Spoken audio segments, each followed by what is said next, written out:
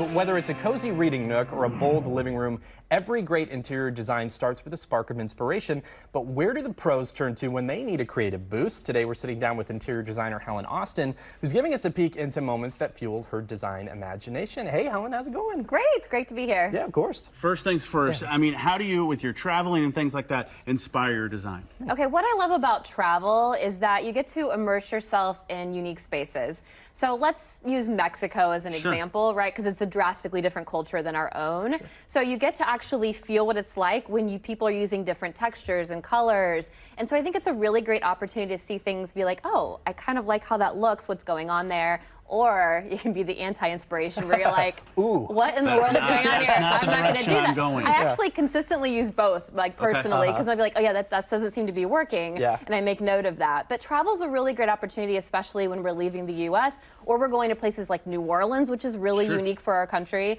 to kind of get inspired and see a lot of really different stuff. Plus, great place to buy tiny art. I always recommend buying tiny art to bring into your home. Great memories from travel, also great ways to decorate your home with really unique, interesting things. I do remember talking about that when you were on last time. It's a very, very good tip.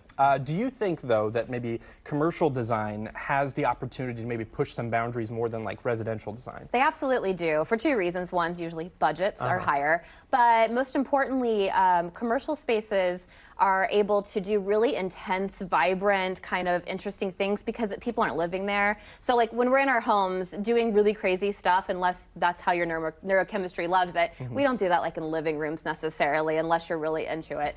But in a restaurant, you can kind of see all these different kind of cool ways of decorating and really cool bars. Yeah, so that's true. I love, hotels are really great, which is kind of part of travel, but you can see a lot of really interesting things that you're just not going to see in a house that you might be able to take and bring into your own home. Yeah, we just stayed at a hotel over the weekend because we traveled, and I thought the exact same thing. I was like, I wonder how they came up with this design that they're doing here because it is so unique. And you're like, I want to mirror that bathroom like my bathroom.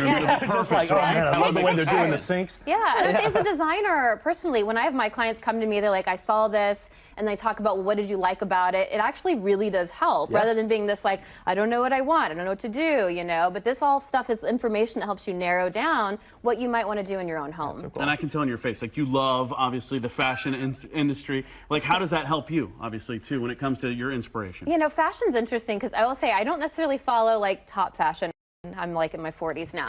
But I do think it's a really interesting opportunity to see how fabrics layer, different textures, pattern, color, all of it really helps kind of you see what you might want to do with like pillows or a side chair, not necessarily anything like wild and crazy, but I've been told that fashion actually leads interior design, like they precede it. So a lot of times they kind of push the envelope and then design comes and takes it and then we'll adopt it in their own way.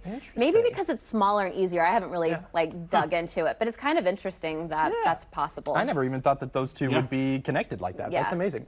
Tell us about like designer show homes as well. How did those inspire what you do? Okay, we just had one here. The Kansas City Symphony had their Symphony Alliance show house. So these show houses are really amazing. This is, I would say, the top recommendation if you can ever get into one. It's a house that is pieced out with different designers doing different spaces. So you're actually seeing the local designers, typically local, sometimes they're regional depending on how big the show house is, where you can kind of see where people are getting, you know, their inspiration from, different ideas, take pictures, just some of my favorite ways to actually, you know, see how you can push the envelope. Because as a designer, we can go in and do almost whatever we want, depending on how the show house is set up. And these show houses are ways to raise money for something. So for the symphony, it was raising money for the Kansas City Symphony. So they're also a great way to give back. And obviously, I'm on social media nonstop. Is that like another good way to get some inspiration? Is that a good thing for me? That's what everyone is used to, right? I do think that's what most people do, you know, scrolling Instagram,